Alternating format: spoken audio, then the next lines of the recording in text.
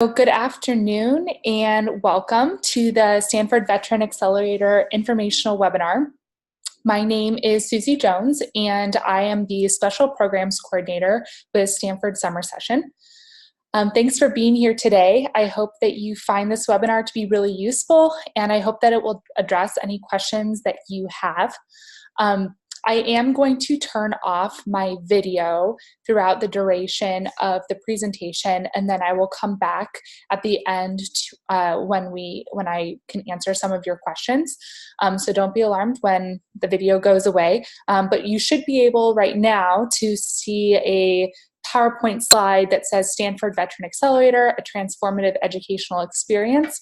So if you can't see that, please let me know by using the Q&A function in Zoom. I intend to keep this webinar to 15 minutes and then turn it over to you all to address any of the questions that you have.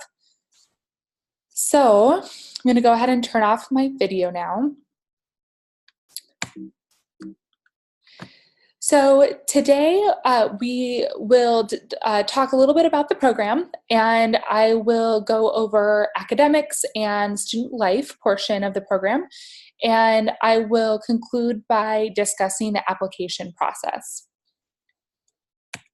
Before we jump into all of that information, I first just wanted to acknowledge that we're using Zoom, this virtual platform, and you may be new to Zoom, but that is okay. My recommendation and what I would like us all to try to follow is to use the Q&A icon function to ask any questions that you have.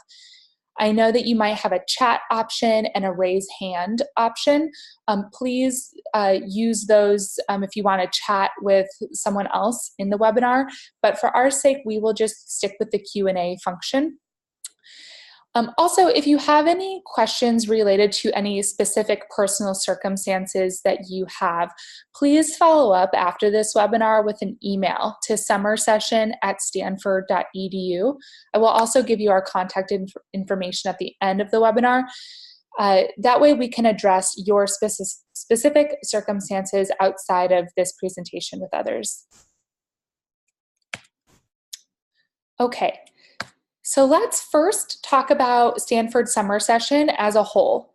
Summer Session is an 8-week program, and it starts Saturday, June 22nd. This is the day that students move into campus. And it ends on Sunday, August 18th, 2019, and that's the last day that students will move out of the residence halls. Summer Session is quite large. There's about 1,200 to 1,400 visiting high school, undergraduate, and graduate students from all across the world that come to campus and live on campus and take Stanford classes. So the Veteran Accelerator cohort is one small portion of that 1,200 to 1,400 student population. Of course, we also have Stanford matriculated students also on campus living in the residence halls and taking courses. Summer Session is Stanford's official fourth quarter. So our courses that we offer are Stanford courses, and students earn Stanford credit. So at the end of the summer, you will have a Stanford transcript with your classes and grades on it. To zoom in a little bit further, the Stanford Veteran Accelerator program specifically is a full scholarship opportunity for veterans in their first 2 years of study. So again, the program is 8 weeks long, and throughout the duration of the program, we will help build upon your academic, professional, and social skills that you'll need to thrive at a 4-year institution. So besides just taking Stanford classes, students in the program will also participate in workshops and different events to enhance their experience on campus. We really hope that the program provides a lot of growth opportunities for students. And I really think Natalie Vega here, a past participant, spoke to that mission really well. At the end of her summer, she said, "This program lights a fire in veterans who have been wandering the civilian world without a compass or a map. This program gives veterans a compass and a map, hope for the future, and the push they need to pursue their dreams. We are capable, we are inspired, and we are definitely not lost anymore." There are about 12 to 15 students in the program each summer. And like I said, it is full scholarship, so I want you to understand what that means. So that covers the cost of tuition and fees that are associated. And then it also covers 19 meals per week in the residence hall lunch halls. It also covers your housing, so all of the veterans live on campus in the residence halls with the other visiting students. And it covers a $500 book and course fee stipend. So we understand that you may need to purchase books for your classes, and there may be small course fees associated with different courses you might take. And so that $500 is meant to cover those expenses. You might be wondering if we allow students to use the GI Bill or vocational rehab while they're at Stanford. And yes, you are able to do that. And usually students who use their benefits use it so that they can collect their housing allowance.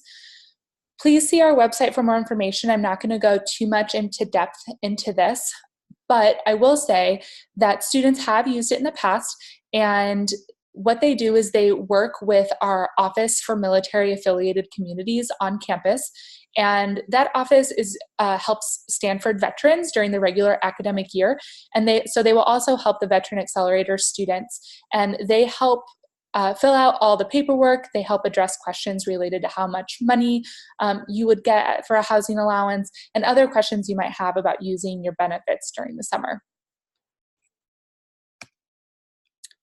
All right, we will go ahead and jump into academics. So Stanford Summer Session offers about 170 courses during the summer throughout 40 different departments. And our veterans have a wide variety of interests and take courses from a lot of different departments. However, we do have a course that is required. So all of the veterans in the program will take PWR 6 VT. And this is a course only for the veterans in this program, so you all take a course together. And this is a writing course. And the course is meant to build upon any first-year writing courses that you may have already had.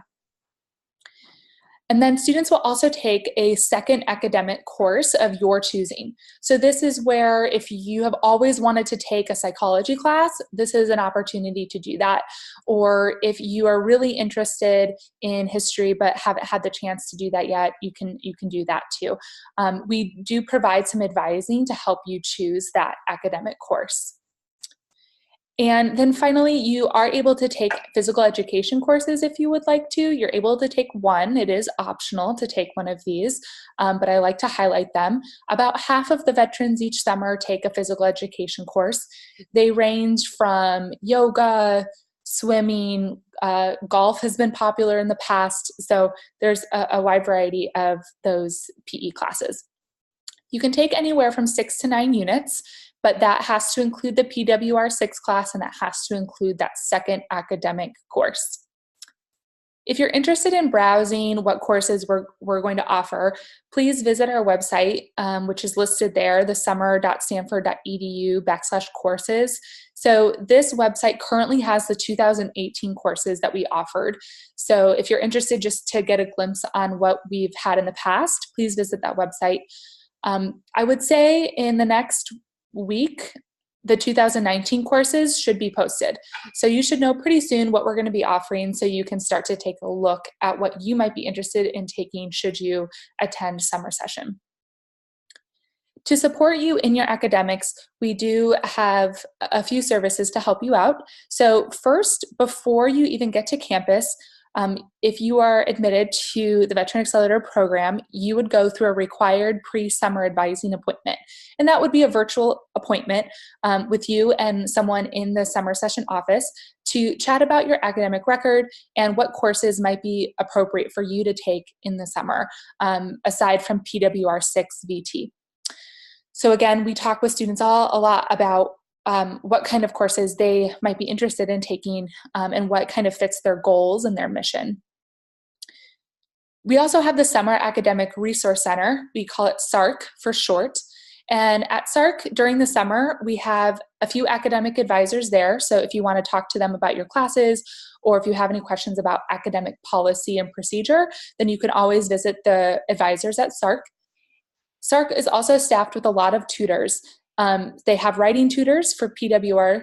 They also have tutors in all the different academic areas.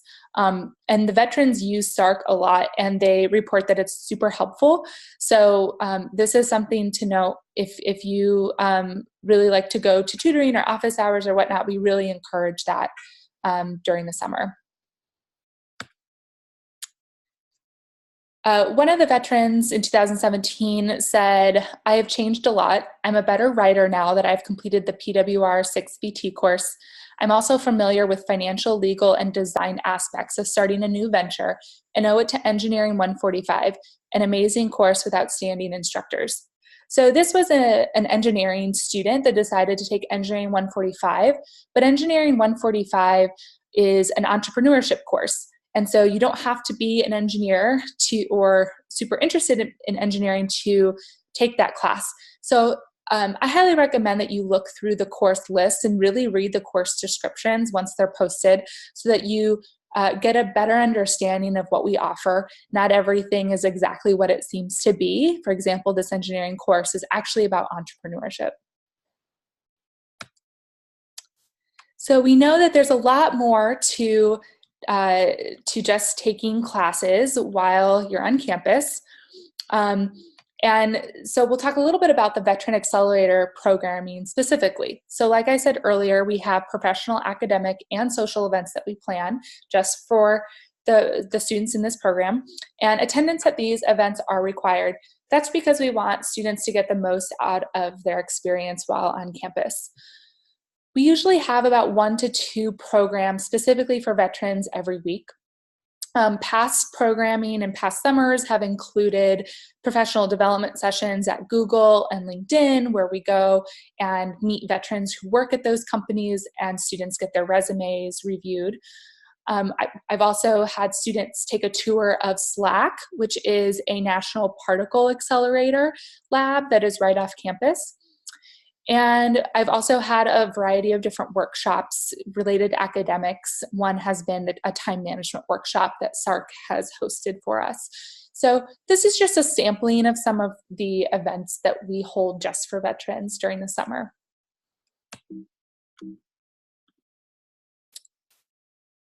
This is a picture here of the 2017 cohort with Service to School, which you may have heard of Service to School before.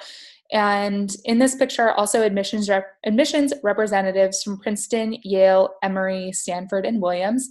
And so again, this is another event that we had where we partnered with Service to School to help bring resources and networks to the students who attended. Aside from just Veteran Accelerator programming, you will also have programming in the residence halls. And we have residential staff that lives in the dorms with you to help make sure everything's going okay. And they really do try to provide a really welcoming environment for all of the students. So not only will you be living amongst other veterans, but you will also be living amongst the other undergraduate students. They plan a lot of variety of events. They have themed events, study sessions, organized excursions off campus, pizza night, that kind of thing. Summer Session also plans several weekend excursions throughout the summer, and these are opportunities for students to get off campus and into the Bay Area. So in the past, we have planned events or planned trips to Monterey Bay Aquarium, Santa Cruz Beach Boardwalk, etc.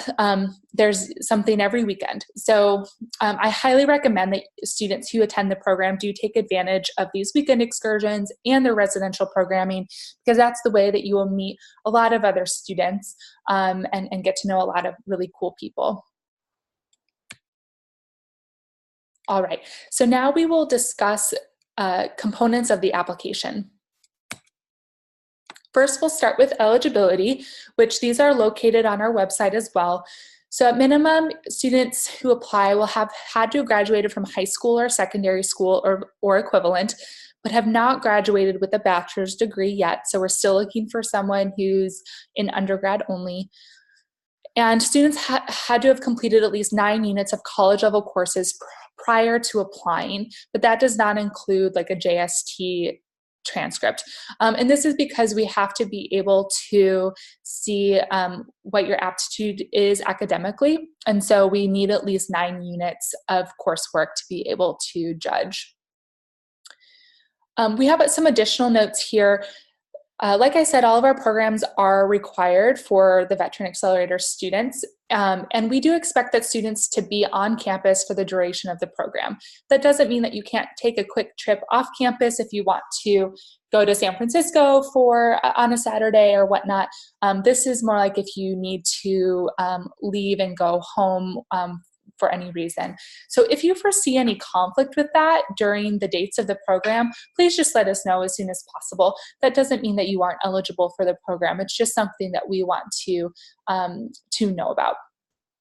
Also, I wanted to let you know that we are not Stanford University undergraduate or transfer admissions. So if you have questions about how to apply to Stanford as an undergraduate transfer student, please contact undergraduate admissions directly. The application components to prepare are also on our website. They're in the application slider on the website, which I can show that to you if you have questions about it. But first, students will have to answer about 4 personal essays, and they will have to submit a recommendation letter. So what students will actually do is once they come to this page in the application, they will submit the email address of their recommender, and that recommender will be sent an email then that will instruct them to upload or to answer several questions.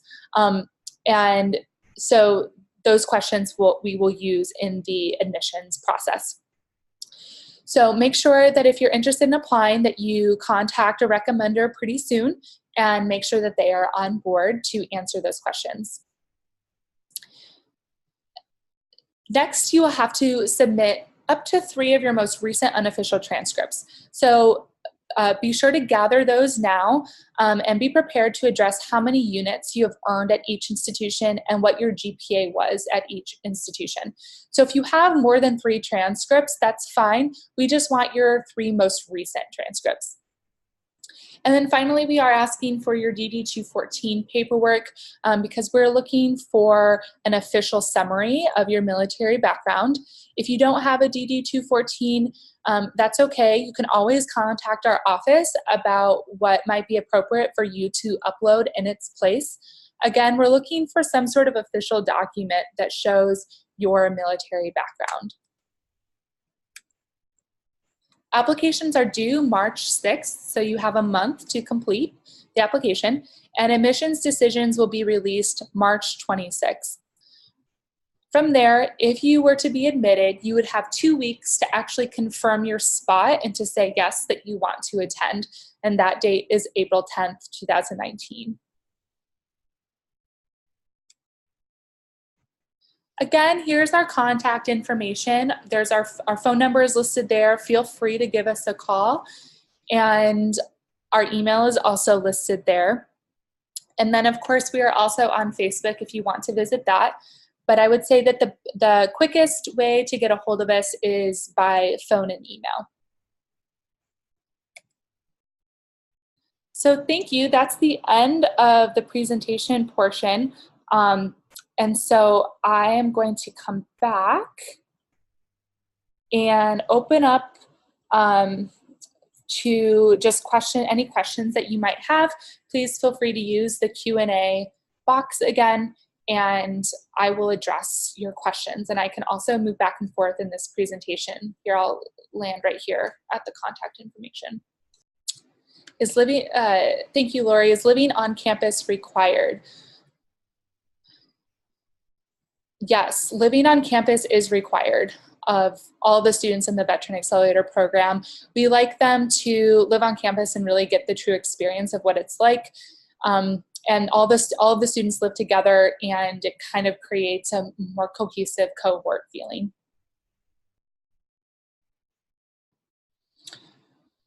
Janice asked, are veterans eligible to take the intensive courses? Absolutely. So those intensive courses that make up the different intensives, those courses are going to be on our main courses page. So you are absolutely free to take those. The only caveat is just making sure that you meet any of the prerequisites. And that's true for any courses. We want to make sure that you are prepared as best as you can for those courses. So yes, you are free to look at the intensive courses. Lori, I may have, yep, is honorable discharge required? It is not required.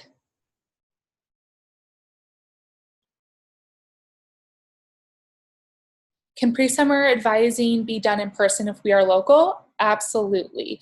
Thank you, Michael, for that question. So what will happen is if you are admitted to summer session, to the Veteran Accelerator program, you will get an email that invites you to schedule a pre-summer advising appointment.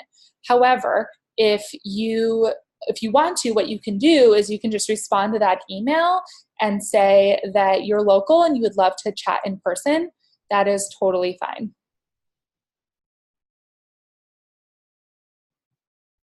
All right, Chris asked, you mentioned 3 most recent transcripts. Besides the one from my current school, the next most recent is 10 years ago from high school. Would this transcript be required? Good question. So the most recent, so we don't require your high school transcripts. Please, you do not need to submit your high school transcripts. So the high school transcripts would not be required.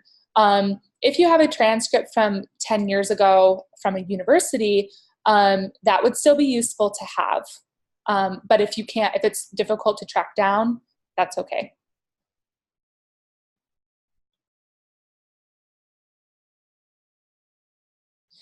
Jessica asked, is it possible to gain admission or assistance with admission into Stanford for the following quarter as official students? So we, summer session and the Veteran Accelerator program specifically can't help with that because we just don't know what's required of students. However, once you're on campus, if you want to try to reach out to undergraduate admissions, or if you want to be in touch with Stanford veterans who currently go to Stanford to talk about the admission process and what it was like for them, then they are a really good resource for you. So we just aren't able to help with that. We don't have any say in what the decisions they make are.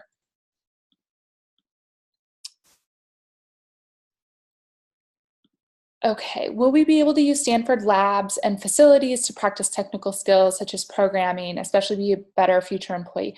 That's a great question. So I doubt you will be able to in any sort of formal way. It would be more like if you were in touch with a professor or someone who worked there, and they would give you access to a lab or facility to practice things like that. You will have access to computer labs, but you won't have access to labs in any formal way unless a faculty member were to give that to you.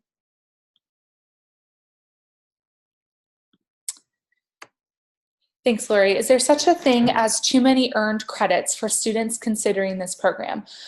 No, I would still recommend applying. Now, I would say that when we're looking at applicants, we're looking at students who are earlier on in their academic career. But that doesn't mean that there's not going to be something that stands out for a student that might have more than 60 units or 90 units if they're on a quarter system. So I would still recommend that they apply because it's all based off of the applicant pool, and there's something about that student that might stand out for them. And the too many earned credits thing might not be that big of a deal. So I always recommend that students still apply. And if I didn't do poorly in a previous college, but I'm doing awesome in my current school, how does the admission committee look at that? Okay, if I did poorly in a previous college. So I think that if your academic background isn't super strong, but now you are flourishing and doing wonderful, that is awesome. The admissions committee will definitely look at your upward trajectory and to say, look, this student has clearly been improving over time. They've clearly been learning something about themselves as a student over time, And so I think that that shows a lot of growth in a student, and the admissions committee really is looking for students that have demonstrated that they can overcome challenges, and I think that that's a great example of a challenge. So I would encourage that student to look at their background as a strength. Salvador, thanks for your question. I'm taking courses. If I took classes from different community colleges in the same semester. Okay, sure. I think, so I would just submit up to your most recent 3. And if you have like 3 different transcripts or more than 3 transcripts from the same semester, or if you have like 1 current transcript and then 2 or 3 in the same semester, that would be your choosing to choose which transcripts you would like to submit. So most recent 3, and then if there's kind of a tie because you can't upload more than that, then you would just have to pick. Would students have access to the on-campus weight room? Absolutely. I'm assuming you mean the gym, and yes, visiting students do have access to the gym, and that includes the weight rooms. There are pools on campus, basketball courts, sand volleyball courts are outside. Students, you'll get a Stanford ID, and so that will get you into the residence halls and the gym. It will get you into the library, so you'll have access to that. You'll have access to buildings. So I hope that answers your question. I don't think you would have access to like the athletic facilities, though, for example, like the weight room for the football team. Thank you, Jeff. If I have an academic renewal in my transcripts, would that negatively affect my application? Sorry, Jeff, do you mind explaining what an academic renewal is? I'm not familiar with that term.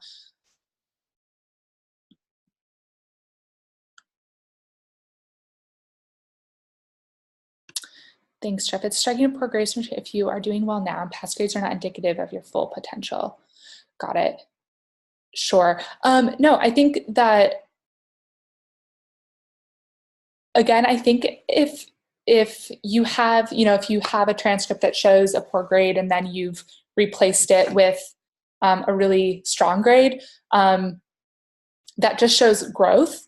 I think it's just when a student has a repetitive nature of not doing well in courses up to the present, that's when a student isn't going to be a strong candidate for the program. So if they have this academic renewal because they didn't do well the first time but have now been showing progress, I think, again, that's going to show the committee that the student is growing, and that first time maybe something happened to them in their personal life, or it just wasn't a good fit for them at the time and they didn't do well, but now they're doing wonderfully in that class, or they're doing wonderful in all of their classes.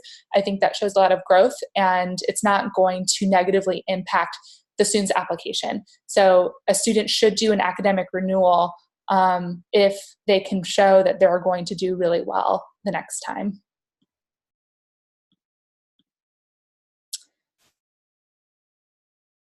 Salvador, what are the age ranges that you've seen the past several cohorts? Great question. So I think that the youngest has been 21, and the oldest has been 39. I believe 39 has been the oldest. So I would say, though, most of the students, the average age in all the cohorts has usually been about 28 or so. So several students above 30 and then several students in their lower 20s.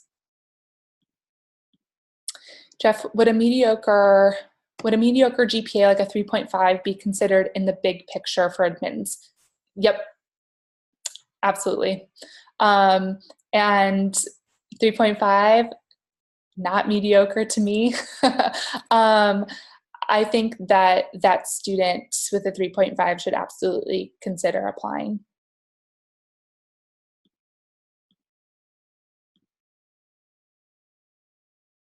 Does degree choice play a significant part in the admission decision? Thank you, Lori. No, it does not.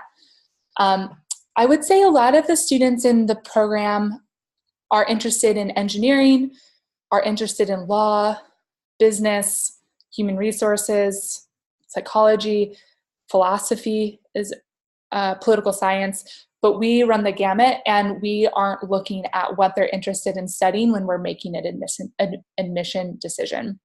We do notice when a student is taking very difficult courses. So if they're taking chemistry, calculus, all those sorts of things, we do notice that. And if a student is doing really well, that is impressive to us, but that doesn't mean that that student's going to get in over another student. But degree choice doesn't matter.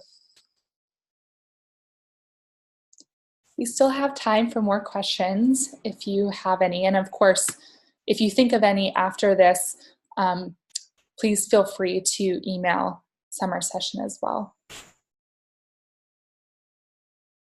I'll give us a minute or two if a few more questions come in.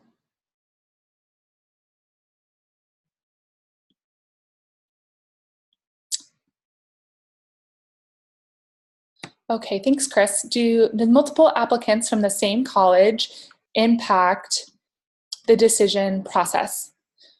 No. No. We have had students from the same school attend in the same summer, and that's totally okay. We're truly looking for the best fit of student for our program. So multiple students from multiple schools can apply, and it does not negatively impact their decision. And what would you say is a common purpose cohorts expect to receive from this program? Sure. So I would say a lot of students are a little unsure when they start of exactly what is going to be the result of the summer. But I would say the quote that I gave earlier about what Natalie said, that what students can expect is to be in an academic environment in which their ideas are really important and they're surrounded by a lot of high achieving students that are also academically engaged. And for a lot of students that is in the veteran program, it's very enlightening to be surrounded by such awesome students from around the world. And I think that they really appreciate the exposure to the network that the Veteran Accelerator provides. So we try to, in a lot of our programming, we either are trying to get students to be exposed to Stanford campus in a variety of ways. We want to provide them some academic and professional skill building, and we want to provide them with a network. And so we try to provide opportunities for them to gain mentors through meeting other Stanford veterans, to meeting other veterans in the Stanford community at the different events, by going to Google and by going to LinkedIn and meeting other veterans who are at those companies. We hope that they are able to gain a network of people that they understand are there to support them. But I don't know if a lot of the veterans come into the program understanding everything that they're going to gain. But I think a lot of them expect to be academically challenged. I hope that answers your question, but if not, please let me know.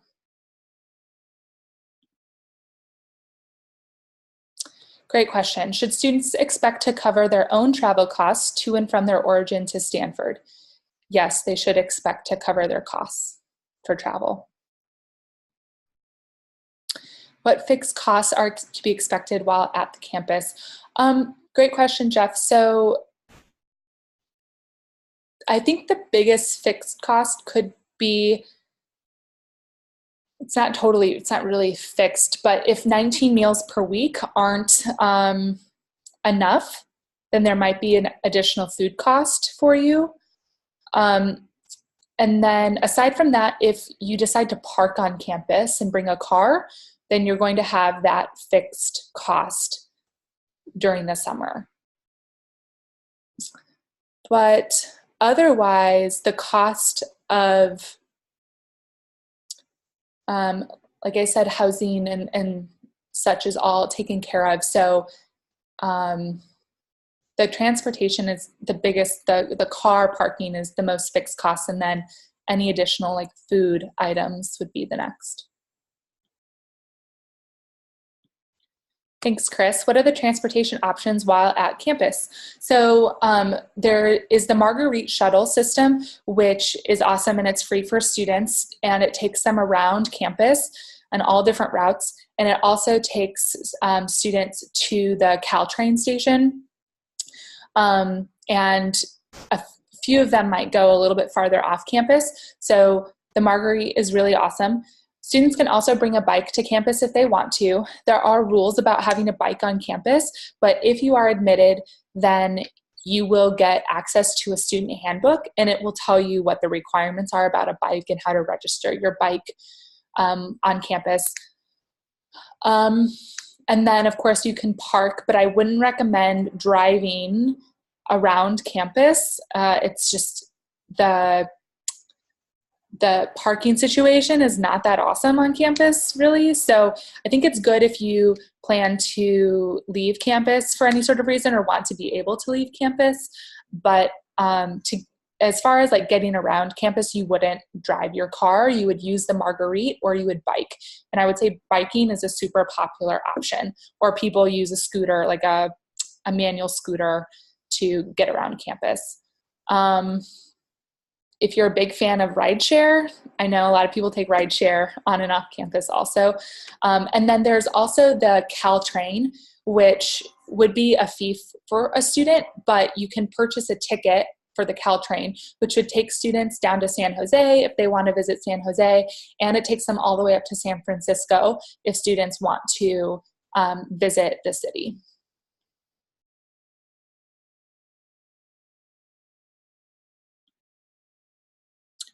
Thanks, Jabulani. If I've already been accepted to prestigious four-year but looking to grow academically, am I eligible to apply?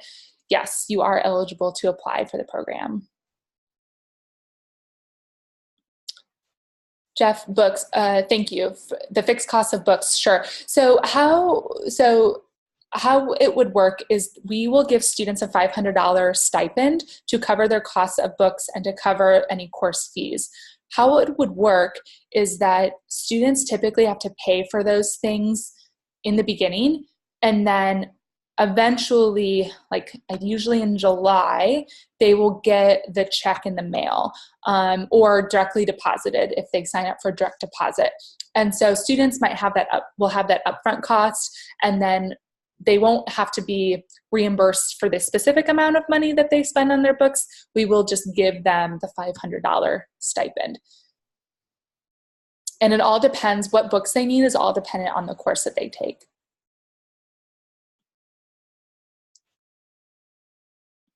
If we do not pass a class, is there a penalty?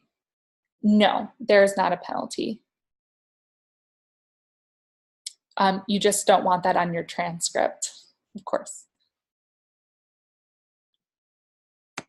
What is the last physical day of summer session? Good question. So that last day, I'm just pulling up a calendar really quick here, is the 18th. So the last day of finals, I believe, is the 17th of August. I will say some students finish their finals before that, and so they move out as soon as they're done with their finals. We usually have an event for the veterans, a farewell event on the last week of the program. So we always encourage students to stay for that. And that usually happens on that Thursday, right before move out on Sunday.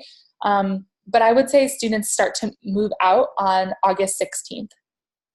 That would probably be because their finals were just already over.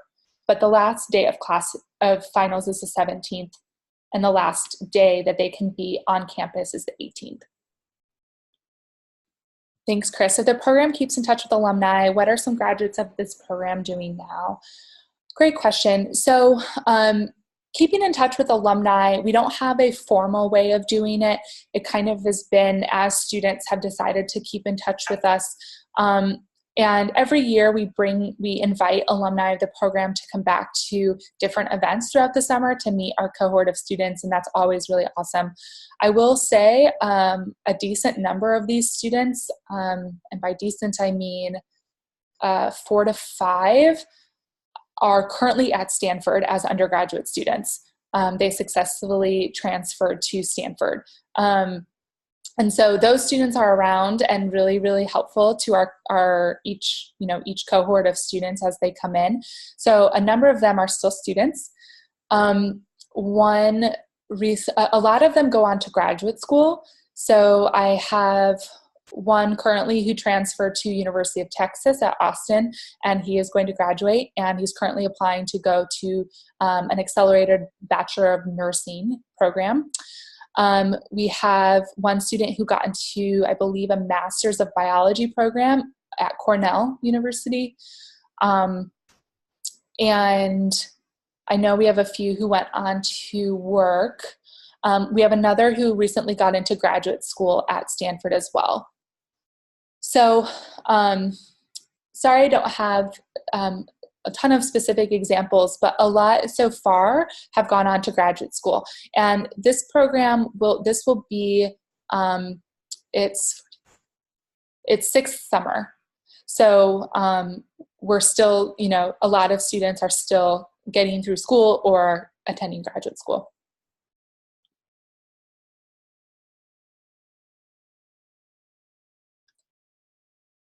Thank you. Those were some awesome questions. I really, really appreciate it. Like I said, if you have questions, I'm going to scroll through. Oh, thank you, Jeff. We have another question. Is there a limit how many summer sessions a vet may attend apply to?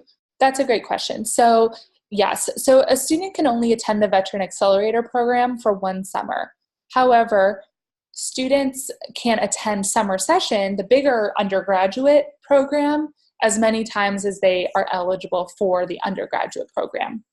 So Veteran Accelerator only once, and so that's only once will you get the full scholarship, but then you can attend summer session as just a regular undergraduate student outside of Veteran Accelerator. And in fact, we've had a few students do that. It just means that you have the associated costs with attending summer session. Let me skip here to the contact information one more time. So here's our phone number and our email address and our Facebook page. Like I said, phone and email is the best way to reach us. So thank you so very much. I really appreciate your time and your really thoughtful questions. And if you have any additional follow-ups or just need clarity on something that I said, please don't hesitate to reach out. Thank you so much and have a great rest of your day.